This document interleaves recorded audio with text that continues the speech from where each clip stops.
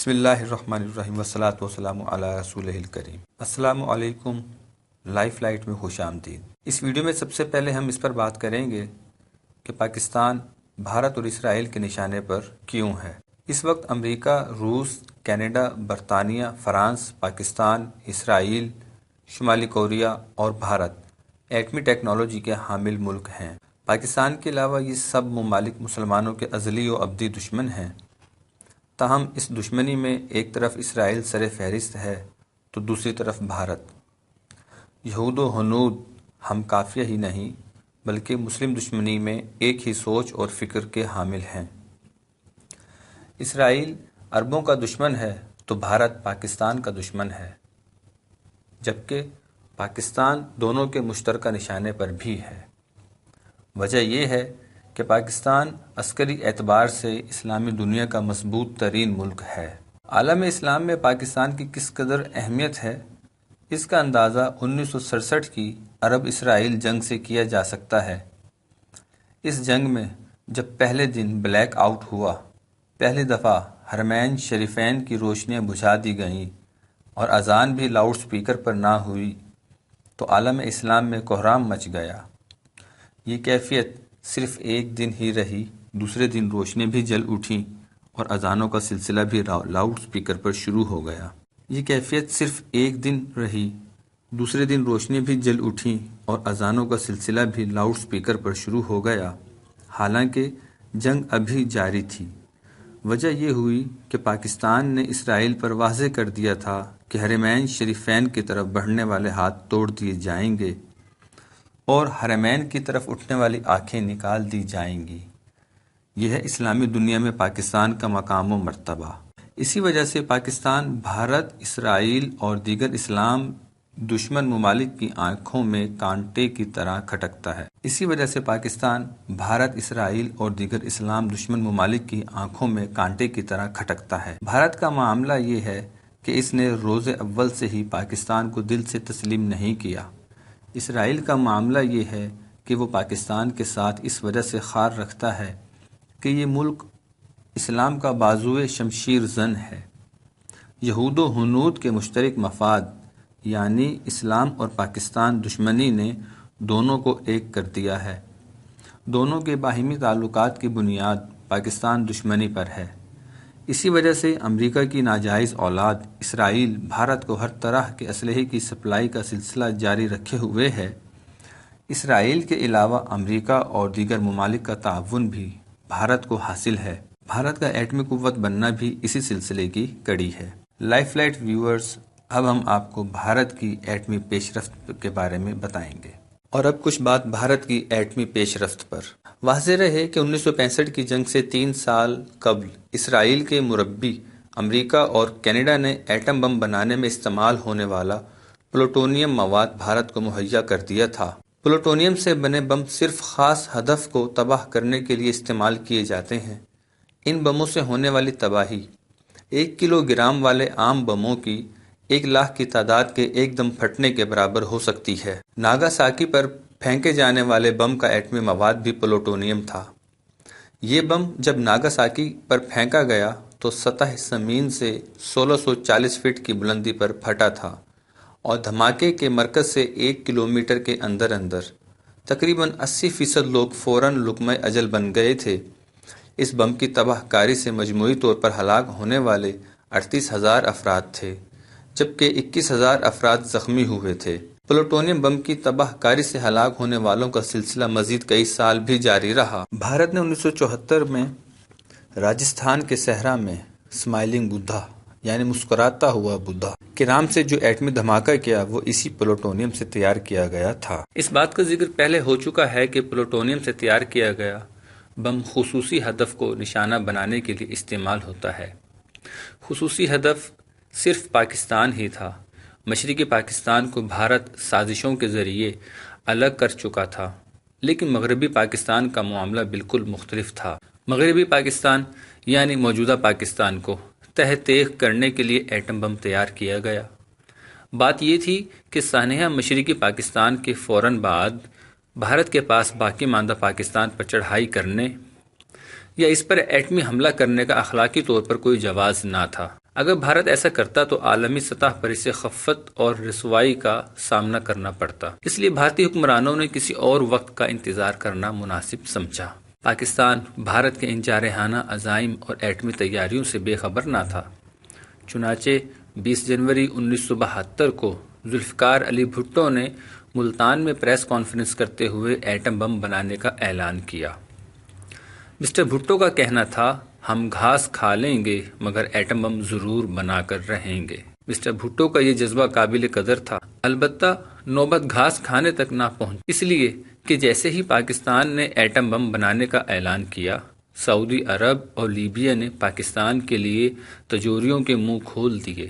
اس کے بعد atom bomb بنانے کے لیے پاکستان کو کن مشکلات سے گزرنا پڑا، امریکہ، برطانیہ، فرانس، بھارت اور دیگر ممالک کی طرف سے کیا کیا پابندیاں عائد کی گئیں، جبکہ را اور موساد نے سازشوں کے کیا جال بچھائے۔ ان سب سے قطع نظر پاکستان کا ایٹمی پروگرام جاری رہا۔ ایٹم بم بنانے کا جو خواب 20 جنوری 1972 کو ذوالفقار علی بھٹو نے دیکھا تھا، اس خواب کی تعبیر جنرل ضیاء الحق نے کی۔ ضیاء الحق کے دور میں کم از کم 3 دفعہ ایسے ہوا کہ بھارت اور اسرائیل نے مشترکہ مہم جوئی کرتے ہوئے پاکستان پر حملے کا پروگرام بنایا۔ حملے کا پہلا پروگرام 1987 میں براس ٹیک مشقوں کی آڑ میں بنایا گیا۔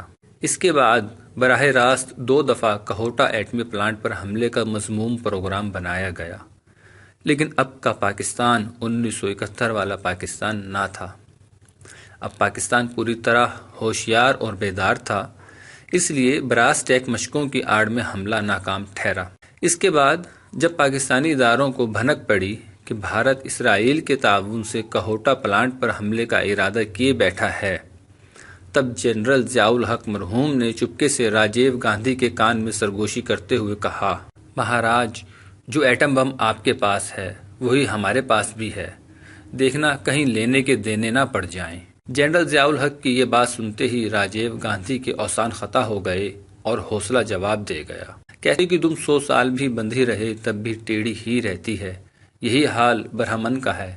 وہ پاکستان دشمنی سے کبھی باز نہیں آتا، وہ ہمیشہ سے پاکستان کو تہس نہس اور ملیہ میٹ کرنے کی فکر میں ہے۔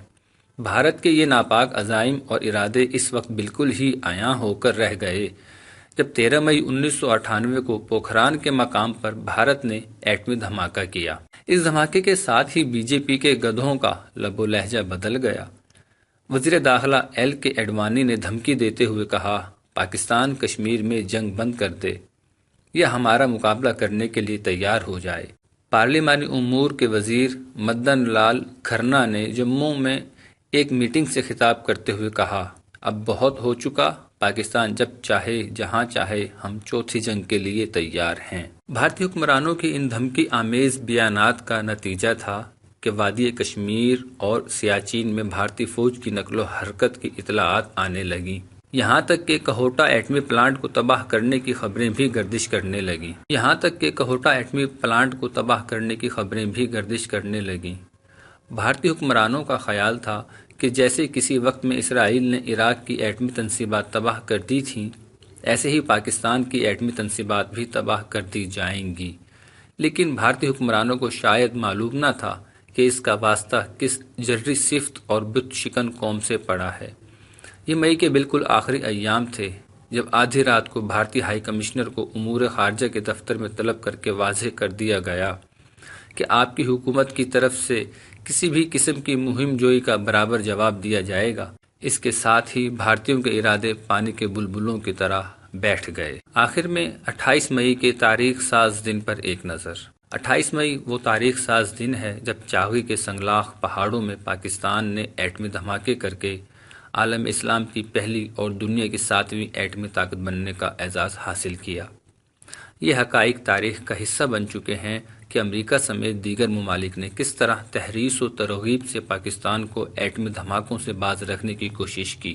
اس مقصد کی خاطر متعدد امریکی وفود نے پاکستان کے دورے کیے، یہاں تک کہ امریکی صدر بل کلنٹن نے فون کیے، لیکن کارکنان قضاء و قدر یہ بات لکھ چکے تھے کہ پاکستان کو اسلامی دنیا کی پہلی ایٹمی طاقت بننے کا اعزاز نواز شریف کے ہاتھوں مل کر رہے گا۔ یہی وجہ تھی کہ نواز شریف ہر طرح کے عالمی دباؤ کے سامنے ڈٹے اور جمے رہے۔ پاکستان کے ایٹمی دھماکوں کے ساتھ ہی بھارتی نیتاؤں کی جون اور ٹون بدل گئی۔ کہاں تو وہ وقت تھا جب بی جے پی کے نیتا 13 مئی کے ایٹمی دھماکوں پر پھولے نہ سما رہے تھے، اور کہاں یہ وقت آیا کہ جب وہ 30 مئی کے لوک سبھا اجلاس میں بیٹھے آپس میں لڑ رہے تھے اور ایک دوسرے کو پاکستان کے متوقع ایٹمی حملے اور خطرے کا ذمہ دار قرار دے رہے تھے۔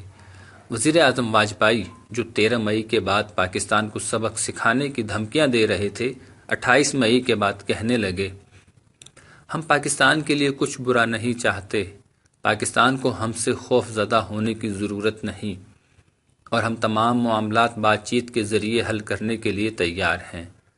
الغرض 28 مئی کے ایٹمی دھماکوں کے بعد بھارتی حکمرانوں کے ہوش ٹھکانے آ گئے۔ یہی وجہ تھی کہ وہ پاکستان پر کسی بڑے حملے کی جرت نہ کر سکے۔ البتہ تاحال در پردہ پاکستان کے خلاف سازشوں میں مصروف ہیں۔ بھارت کی ان تمام سازشوں کا جواب صرف اس بات میں ہے کہ ہم قرآن مجید کی تعلیمات و ہدایات پر عمل کریں۔ قرآن مجید کی تعلیمات یہ ہیں۔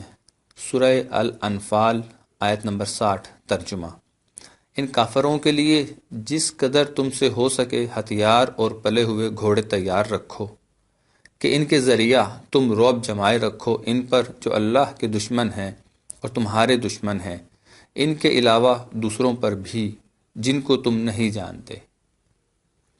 بس 28 مئی کو یہی پیغام ہے کہ ہم قرآن پاک کی اس آیت کو سمجھیں، اس پر عمل کریں، اپنے آپ کو مضبوط اور طاقتور کریں، تاکہ ہمارا رعب اللہ کے اور ہمارے دشمنوں پر قائم رہے۔